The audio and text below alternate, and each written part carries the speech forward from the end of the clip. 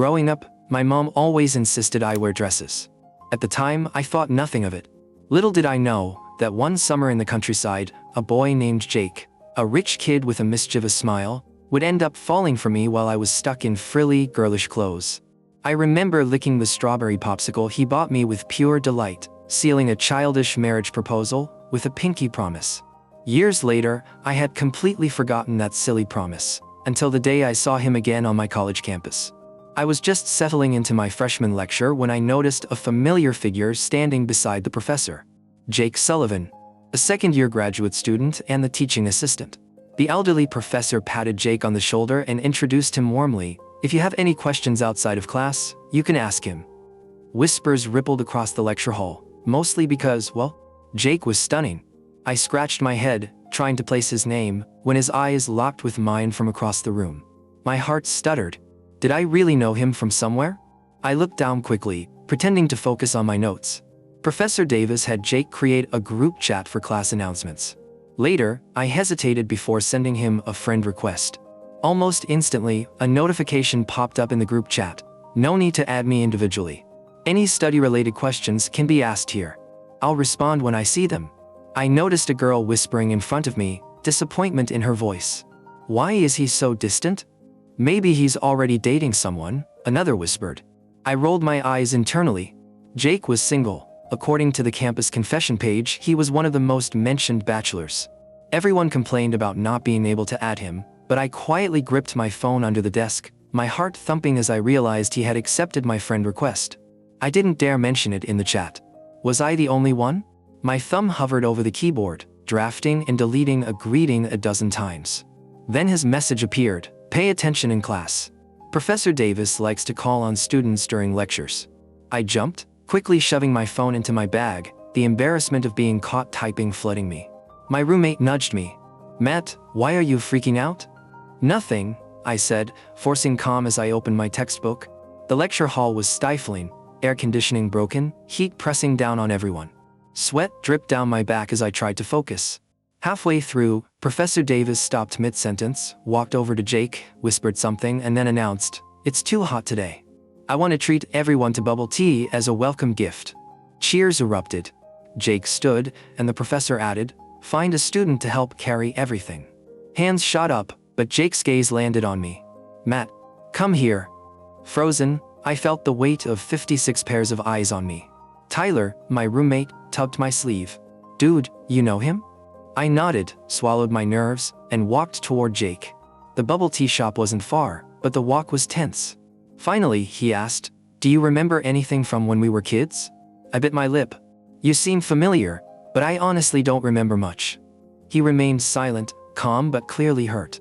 When we arrived, he finally spoke, voice colder now. "You don't even remember all those strawberry popsicles I bought you?" A flash of memory hit me. My face lit up. "Oh, you're that older boy." Jake let out a small, exasperated huff, somewhat appeased. "Why didn't you ever call me?" I scratched my head, embarrassed. "But I lost that little piece of paper with your contact info." At the bubble tea shop, we had to wait a few minutes. Guilt gnawed at me. I pointed to the freezer in a nearby convenience store, touching his arm. "Let me buy you a popsicle. Don't be mad." We rummaged through the freezer together but couldn't find the one I wanted. In unison, we asked the store owner, "Don't you have the Paradise strawberry popsicles?" We froze, then burst out laughing. The owner chuckled. "Discontinued this year, sorry." I pouted. "So we can't have them anymore." Jake, still holding a hint of resentment, softened at my disappointment. "We could try another brand." By the time the bubble tea was ready, we carried the boxes back to class. I was still mourning my popsicle loss, and Jake walked beside me silently, lips moving slightly, unsure how to comfort me. The next afternoon, I finally messaged him, "Are you free tonight? Let's have dinner." My treat. Jake stared at his phone for a solid 10 minutes before responding. "Are you free tonight? Let's have dinner." My treat. His thumb hovered over the keyboard multiple times. Should he play it cool? Should he mention how he'd been hoping for this exact message since the moment he saw Matt in that lecture hall? In the end, he settled for, "Sure." "Where did you have in mind?" Matt's response came quickly. "That little Italian place near the East Gate? 7 p.m.? Jake knew the place. Dimly lit, cozy booths, The kind of restaurant where conversations could stretch for hours. His heart did something embarrassing in his chest. See you there. Matt arrived 15 minutes early, which was unusual for him. He'd changed his shirt 3 times, settled on a dark blue button-down that Tyler had insisted brought out his eyes, then immediately regretted taking fashion advice from someone who wore the same hoodie 4 days in a row. The hostess led him to a corner booth, and he fidgeted with the menu, reading the same pasta description 5 times without absorbing a word. When Jake walked in at exactly 7 p.m., Matt's breath caught. Gone was the professional to demeanor. Jake wore a simple black sweater that hugged his frame perfectly, his dark hair slightly tousled as if he'd run his fingers through it. "Sorry," Jake said, sliding into the booth across from him. "Traffic was worse than expected." "No problem, I just got here too," Matt lied smoothly, then immediately felt guilty about it. They ordered, Matt getting the first thing his eyes landed on, Jake asking thoughtful questions about the preparation that made the waiter light up with enthusiasm. As they waited for their food, an awkward silence settled between them. "So," Matt started, then stopped. About earlier," Jake began at the same time. They both laughed, and some of the tension dissolved. "You first," Jake said, gesturing with his water glass. Matt took a breath. "I really am sorry about not remembering you right away. And about losing your contact information. I was 8. I lost everything back then. My mom used to find my homework in the washing machine." Jake's expression softened. "You kept getting into trouble for losing things. I remember your mom scolding you about your lunch money." "You remember that?" Matt's eyes widened. "I don't even remember that. I remember a lot of things." Jake's voice was quiet, almost vulnerable. "Maybe too many things." The waiter arrived with their appetizers, giving Matt a moment to process Jake's words. When they were alone again, he leaned forward. "Tell me what you remember. Help me remember too." Jake picked at his bruschetta, seeming to weigh his words. "You used to hate wearing those dresses. You'd complain about them constantly, but you were too polite to refuse your mom outright. So you'd find little ways to rebel, rolling in the grass, climbing trees, accidentally tearing the hem." A smile tugged at Matt's lips. "That sounds like me. And you had this way of eating popsicles," Jake continued, his own smile emerging. "You'd bite the tip off first, then let it melt on your tongue. You said it was the best part." "I still do that," Matt admitted, feeling heat rise in his cheeks. "I know." Jake's gaze was intense. "I noticed yesterday. When you were talking about the Paradise brand." Matt felt something flip in his stomach. Jake had been watching him that closely? "What else do you remember?" Jake was quiet for so long that Matt wondered if he'd overstepped. "Then, I remember thinking you were the prettiest person I'd ever seen. Even when you had dirt on your face and grass stains on that white dress." Matt's fork paused halfway to his mouth. "Jake. I was 12, you were 8. I didn't understand what I was feeling then." Jake's voice was steady, but his hands fidgeted with his napkin.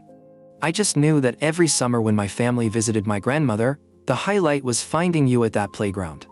"Is that why you bought me all those popsicles?" "Partly." Jake smiled ruefully. "Also because you looked at me like I'd given you the moon every time I handed you one." Their main courses arrived, providing another natural pause. As they ate, Matt found himself studying Jake's face, the sharp line of his jaw, the way his eyes crinkled slightly when he smiled, the small scar above his left eyebrow. "How did you get that scar?" Matt asked, pointing with his fork. Jake touched the spot automatically. "You gave it to me, actually." "What?" Matt nearly choked on his pasta. "I hurt you." Jake laughed, a real, delighted sound that made several other diners turn their heads. "Not on purpose. We were climbing that old oak tree behind your grandmother's house.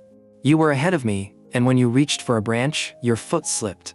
Your shoe caught me right in the forehead." Matt covered his face with his hands, mortified. "Oh God, I'm so sorry. Even as a kid, I was a disaster." "Hey." Jake's voice was gentle. "Look at me." Matt peeked through his fingers. "You cried harder than I did. You insisted on kissing it better, and then you made me a flower crown while we waited for the bleeding to stop." Jake's expression grew soft. "I still have it, actually." "You still have a flower crown from 15 years ago?" "Pressed between pages in my old journal. It's completely brown now, but..." Jake shrugged, looking embarrassed. "I guess I'm sentimental." Matt felt his heart do something acrobatic. This beautiful, intelligent man had kept a flower crown made by an 8-year-old for over a decade. "Jake, that's..." He struggled for words. That's really sweet. And maybe a little crazy. Definitely a little crazy, Jake agreed. Do you want to know the really crazy part? Matt nodded, not trusting his voice. I looked for you. After that summer, I convinced my parents to drive by your grandmother's house the next year, but she'd moved to a retirement home. I even tried searching online when I got older, but, Matt, isn't much to go on when you don't know someone's last name. The weight of Jake's words settled over Matt like a blanket, warm but heavy. You looked for me. For years, Jake confirmed. And then there you were, sitting in my lecture hall, chewing on your pen exactly the way you used to chew on popsicle sticks. Matt laughed despite the emotional intensity of the moment. I have an oral fixation, apparently. My roommate is always making fun of me for it. Your roommate, Jake repeated, and something in his tone made Matt look up sharply. Tyler. We're just friends, Matt said quickly. Definitely just friends. Just straight and kind of a slob. And he snores. Jake's shoulders relaxed almost imperceptibly. Good to know. What about you? Matt found himself asking. Dating anyone? The campus confession page seems to think you're tragically single and breaking hearts left and right. Jake nearly choked on his wine. You read the confession page? Everyone reads the confession page. It's like a campus soap opera. Matt grinned. There was a particularly dramatic post last week about someone writing you love letters. Oh God. Jake buried his face in his hands. I hoped that would die down. So it's true? You have a secret admirer? I have several, apparently. It's mortifying. Jake peeked at Matt through his fingers. I can't figure out how to politely discourage them without seeming like a complete ass. Matt felt an unexpected surge of something that might have been jealousy. Well, you could always start publicly dating someone. That would send a clear message. The words hung in the air between them, loaded with possibility. Jake's eyes searched Matt's face. Is that a suggestion or an offer? Matt's heart hammered against his ribs. Was he ready for this? They just reconnected after 15 years. Jake was his. There were so many complications. But looking at Jake's hopeful, nervous expression, Matt found himself saying, what if it was both? Jake's smile was radiant. Then I'd say the confession page is about to get very disappointed. They finished dinner in a bubble of giddy energy, their conversation flowing from childhood memories to college experiences to dreams for the future. When the check came, they fought over it good-naturedly until Jake suggested they split it. But I said my treat, Matt protested. Then you can get the next one, Jake said smoothly, and Matt's stomach fluttered at the implication of future dates. Outside the restaurant, they walked slowly toward campus, neither wanting the evening to end. The October air was crisp, and Matt shivered slightly in his thin shirt. Here. Jake shrugged out of his jacket and draped it around Matt's shoulders before he could protest. The jacket smelled like Jake's cologne, something warm and cedar-like that made Matt want to bury his face in the fabric. Thanks, he managed. They paused at the fork in the path where they'd need to go separate directions to their dorms. The campus was quiet except for the distant sound of a party and the rustle of leaves in the wind. I had a really good time tonight, Matt said, suddenly shy. Me too. Jake stepped closer, close enough that Matt had to tilt his head back to meet his eyes. Matt, can I ask you something? Sure. Do you remember our wedding? Matt's brain short-circuited. What? Jake's cheeks flushed pink, but he pressed on. That last day before my family left. We were by the creek, and you were upset because you thought you'd never see me again. I told you not to worry because we were going to get married someday. We made rings out of dandelion stems and everything. The memory hit Matt like a wave, the taste of strawberry popsicles still sweet on his tongue, Jake's 12-year-old hands carefully weaving yellow flowers, the solemn way they'd promised to find each other when they grew up. The pinky promise, Matt breathed. The pinky promise, Jake confirmed. I know it was silly kid stuff, but you kept the flower crown, Matt finished. And you looked for me. And you remembered. Jake nodded, looking vulnerable in a way that made Matt's chest tight. I guess what I'm asking is, do you think maybe 8-year-old you was onto something? Matt's answer was to rise up on his toes and kiss him. It was soft and tentative at first, just a brush of lips, but when Jake's hands came up to frame his face, Matt melted into it. Jake kissed him back with 15 years of longing, and Matt felt like he was falling and flying at the same time. When they finally broke apart, both breathing hard, Jake rested his forehead against Matt's. So, Jake said, his voice rough, I'm taking that as a yes to renewing our childhood engagement? Matt laughed, giddy with happiness. Ask me properly this time. I want the full proposal experience."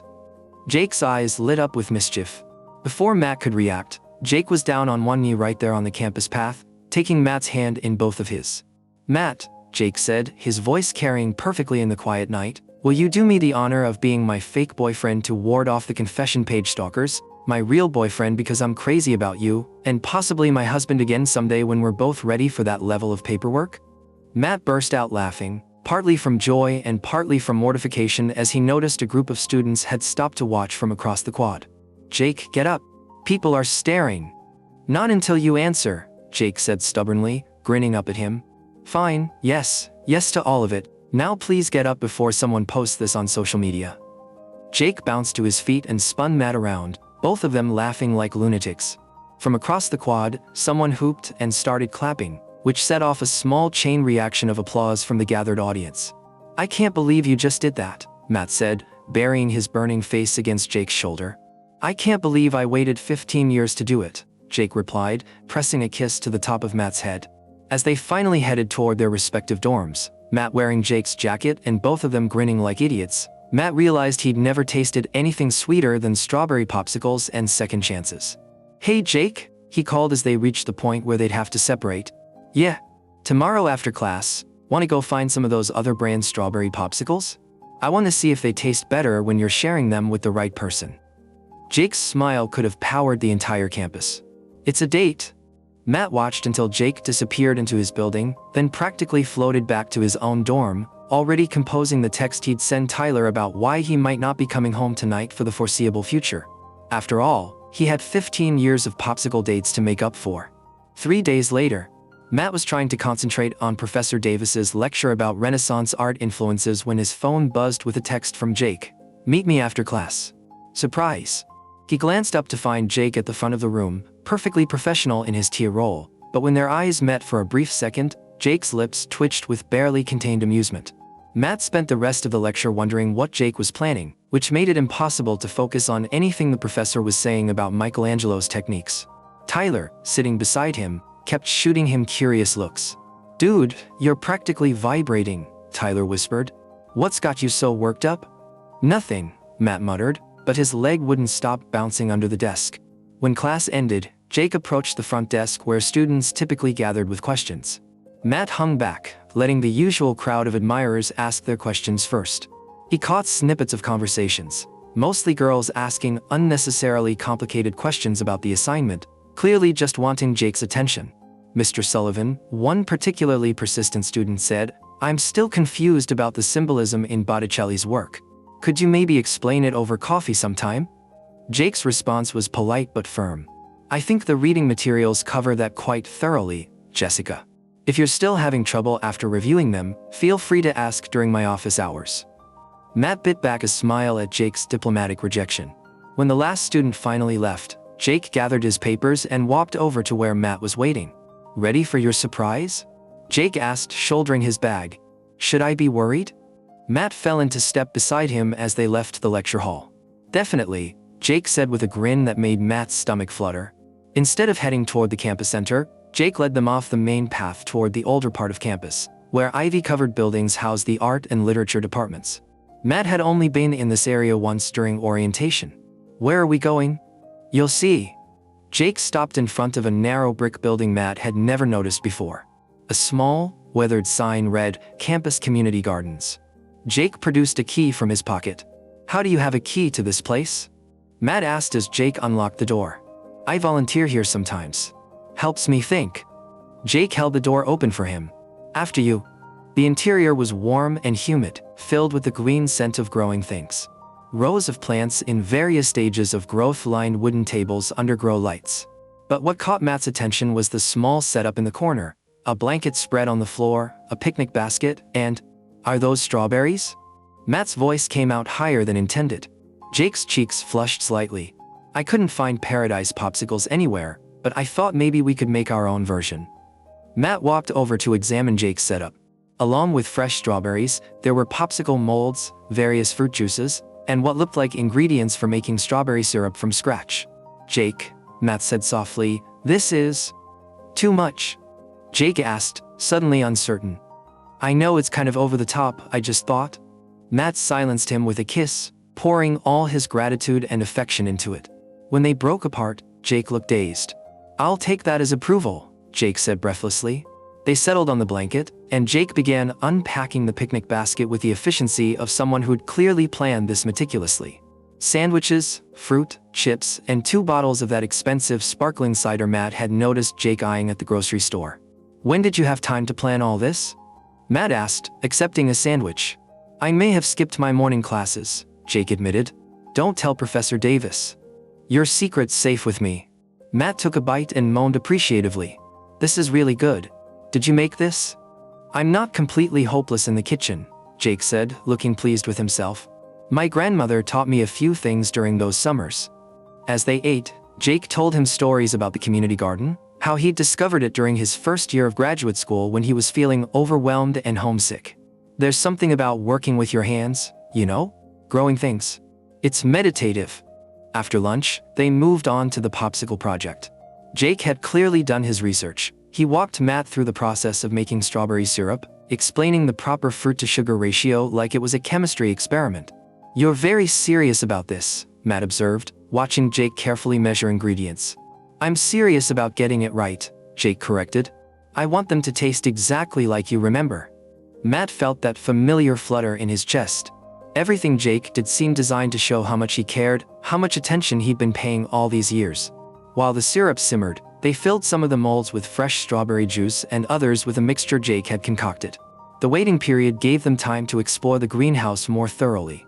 Look at this, Matt called from near the window, where a small herb garden was thriving. He picked a sprig of mint and held it out to Jake. Smell. Jake leaned in, but instead of smelling the herb, he found himself distracted by Matt's proximity. Matt's eyes were bright with enthusiasm, and there was a small smudge of strawberry syrup on his bottom lip. Jake. Matt noticed his distraction.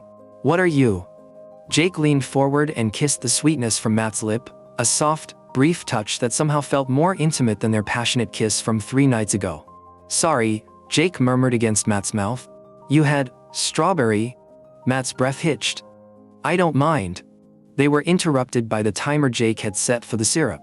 Reluctantly, they returned to their popsicle project, but the air between them had shifted, charged with a new kind of tension. As they worked side by side, their hands kept brushing. When Jake handed Matt a popsicle stick, when Matt reached across him for the molds. Each touch was electric, and Matt found himself becoming hyper-aware of Jake's presence beside him. How long do they need to freeze? Matt asked as they placed the finished molds in the small freezer Jake had somehow gained access to. A few hours at least, Jake said. But I brought backup. He produced 2 store-bought strawberry popsicles from a cooler. Not Paradise brand, but they'll do for now. They settled back on the blanket, each with a popsicle. Matt bit off the tip exactly as Jake had described, then let it melt on his tongue. When he looked up, Jake was watching him intently. What? Matt asked around the popsicle. Nothing, Jake said quickly, but his ears were red. Just exactly like I remembered. Matt suddenly became very conscious of how he was eating the popsicle. Jake's gaze was following every movement, and the attention made heat pool in his stomach. Jake, he said softly. Yeah. Are you going to actually eat yours, or just stare at me eating mine? Jake blinked, seeming to realize he'd been holding his untouched popsicle for several minutes. Eating. But when Jake bit into his own popsicle, Matt found himself equally distracted. There was something inherently sensual about the way Jake's lips wrapped around the frozen treat, the way his tongue darted out to catch a drip before it could fall. They were staring at each other, both holding half-eaten popsicles, the air thick with unspoken tension. This is ridiculous, Matt said finally. What is? We're 23 and 27 years old, and popsicles are making us act like horny teenagers. Jake burst out laughing, breaking the tension. When you put it like that? I didn't say stop, Matt added quickly, which only made Jake laugh harder. Come here, Jake said, setting his popsicle aside and reaching for Matt. Matt went willingly, settling against Jake's side. Jake's arm wrapped around him, and Matt felt perfectly content for the first time in years. Can I ask you something? Matt said after a while. Anything. What was it like? Looking for me all those years? Jake was quiet for so long that Matt wondered if he'd overstepped. Then, frustrating. Hopeful. A little obsessive, probably. Obsessive how? I used to check social media constantly, searching for anyone named Matt in areas where I thought you might have moved. I probably looked at thousands of profiles over the years. Jake's hand was tracing patterns on Matt's arm. I even hired a private investigator once, during my junior year of college. Matt sat up to look at him. Seriously? I was drunk when I made the call, and I sobered up pretty quickly when he quoted me his rates, Jake admitted sheepishly. But yeah, I was that desperate to find you. Jake.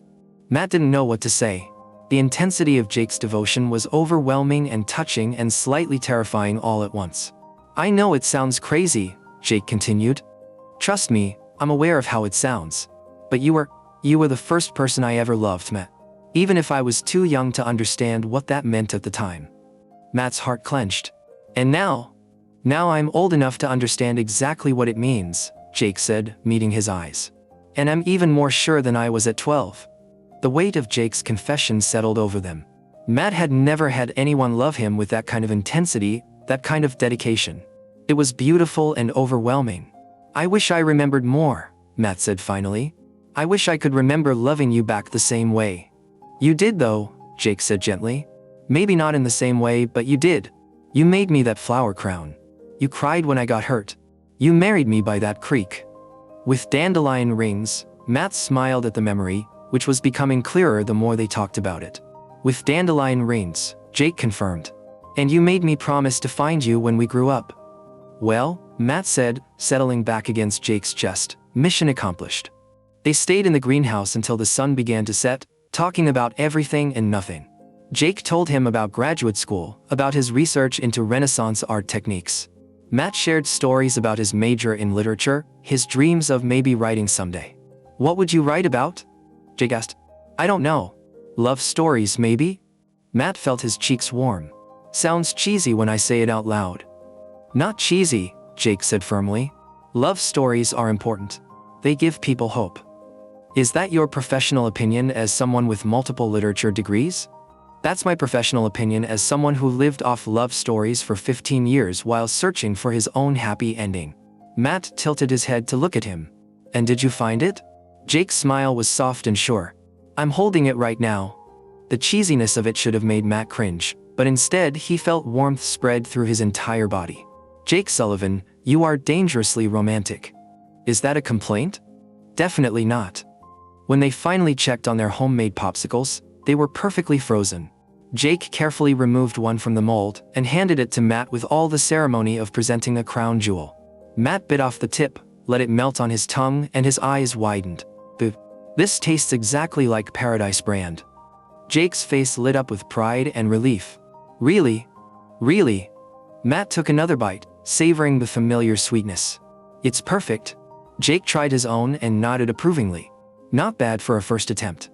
They ate their homemade popsicles as the greenhouse grew dark around them, and Matt felt like he was 8 years old again, sitting by that creek with his best friend in the whole world, making promises they were too young to understand but old enough to mean. Jake, Matt said as they finally began cleaning up their picnic. Thank you. For all of this. For remembering. For looking for me. For... He gestured vaguely at everything. The greenhouse, the popsicles, Jake himself.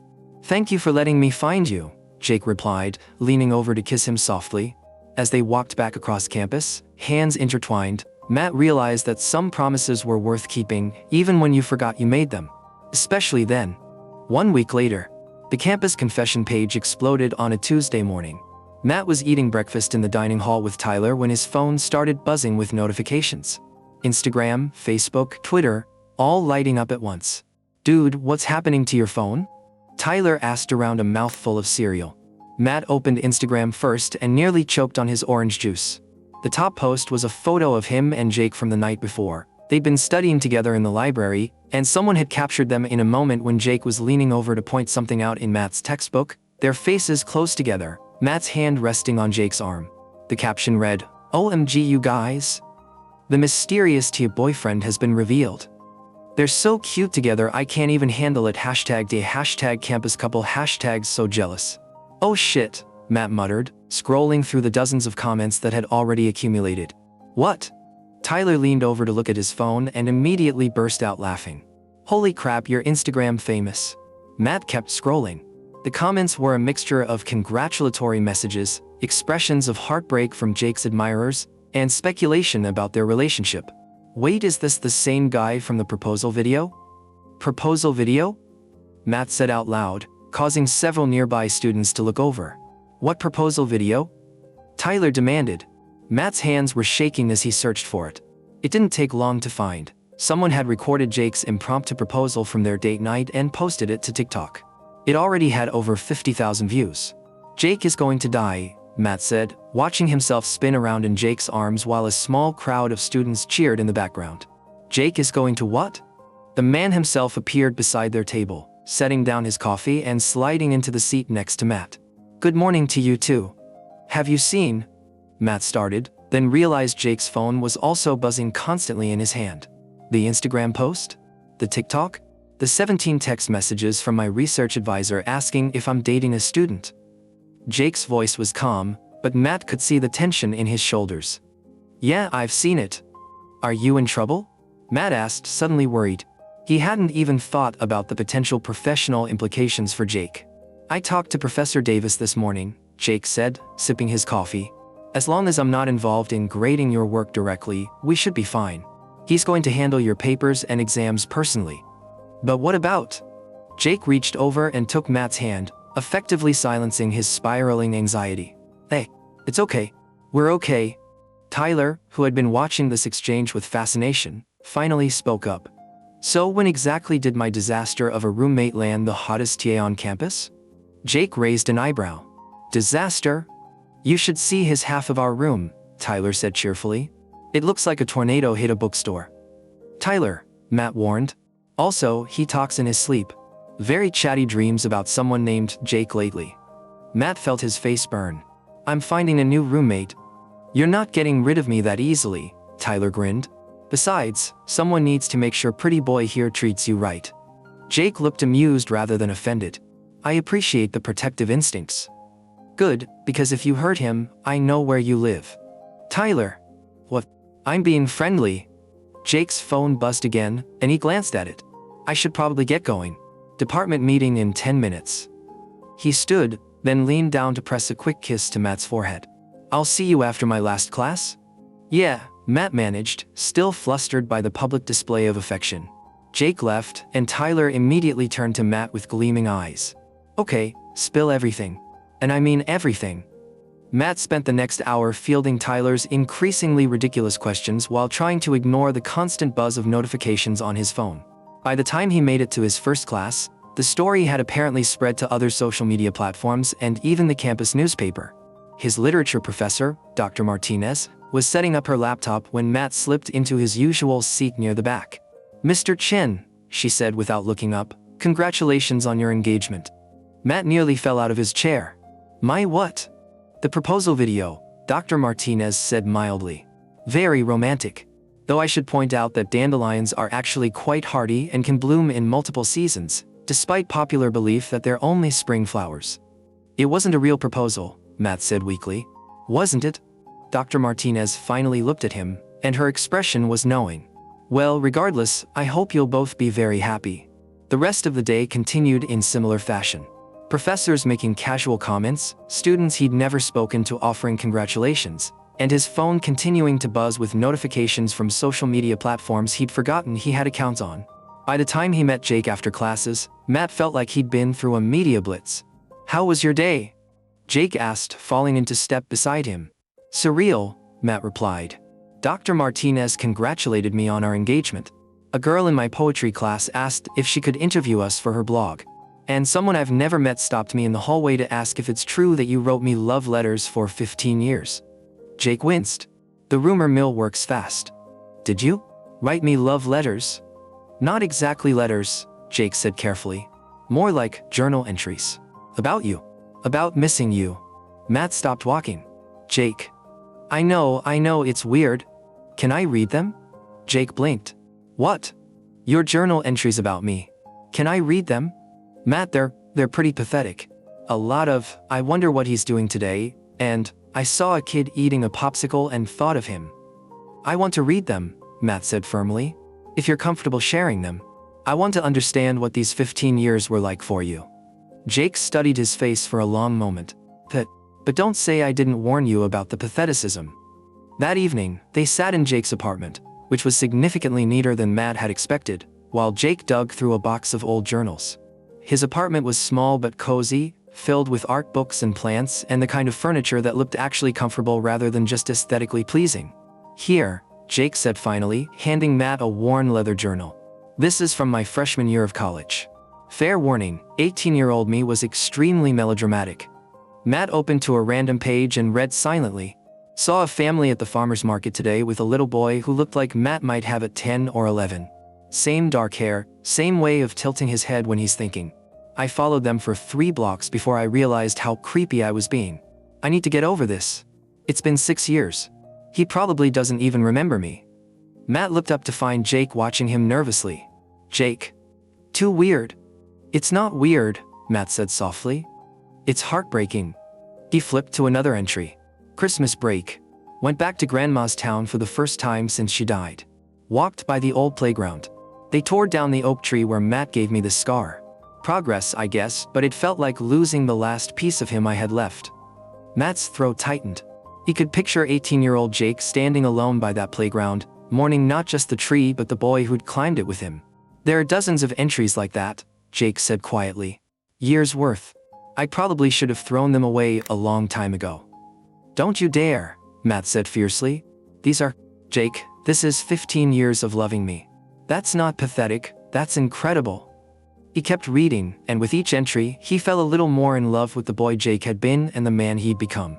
There were entries about Jake's first day of graduate school, about research projects and friendships and family events, but threaded throughout all of it were thoughts of Matt. Wondering what he was doing, hoping he was happy, imagining what it would be like to see him again. Started my TA position today. Dr. Davis seems nice, and the pay isn't terrible. There was a kid in the front row who laughed at something I said, and for just a second I thought, but no. I need to stop seeing Matt in every dark-haired boy I meet. It's not fair to them, and it's not healthy for me. Matt looked up. This was written 2 months ago. Jake nodded, looking embarrassed. Right before the semester started. And then I actually showed up in your class. And then you actually showed up in my class, Jake confirmed. I thought I was hallucinating at first. Matt closed the journal carefully and set it aside, then moved to straddle Jake's lap on the couch. Jake's hands automatically went to his waist. I'm sorry I don't have 15 years of journal entries about you, Matt said, framing Jake's face with his hands. I don't need you to, Jake replied. You're here now. That's enough. Is it though? Matt searched Jake's eyes. You've built this whole romantic mythology around us, around what we had as kids. What if the reality of being with me doesn't live up to 15 years of fantasy? Jake's hands tightened on his waist. Matt, look at me. Matt was looking at him. The fantasy was about finding you again. About getting a second chance with the first person I ever loved. Jake's voice was steady, sure. The reality is getting to wake up knowing I can text you good morning. It's seeing you bite the tips off popsicles and watching you get excited about terrible movies. It's fighting over dinner checks and having you fall asleep on my shoulder while we study. Matt felt tears prick at his eyes. The fantasy was about a memory, Jake continued. The reality is about building a future. And the reality is so much better than any fantasy I could have imagined.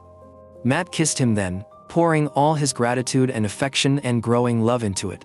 When they broke apart, both breathing hard, Jake rested his forehead against Matt's. Besides, Jake added with a grin, the reality includes much better kissing than I was capable of imagining at 12. Matt laughed, the emotional intensity breaking into something lighter. Just wait until you see what else reality has to offer. Jake's eyes darkened. Is that a promise? That's definitely a promise. Later that night, as they lay tangled together in Jake's bed, Matt traced patterns on Jake's chest and thought about the strange turns life could take. 3 weeks ago, he'd been a single college freshman whose biggest worry was passing his literature midterm. Now he was in love with a man who'd spent 15 years looking for him, who'd kept a flower crown pressed in a journal, who made homemade popsicles just to see him smile. Jake? He murmured into the darkness. I think I'm falling in love with you. Jake's arms tightened around him. Think. No, Matt corrected. I know I'm falling in love with you. Good, Jake said, pressing a kiss to the top of his head. Because I'm already there. Outside, The campus was quiet except for the distant sound of late-night parties and the occasional car. Inside Jake's small apartment, wrapped in Jake's arms, Matt felt like he was exactly where he was supposed to be. "Sweet dreams, Mrs. Sullivan," Jake murmured teasingly. "We're not married yet," Matt protested sleepily. "Yet," Jake agreed, and Matt could hear the smile in his voice.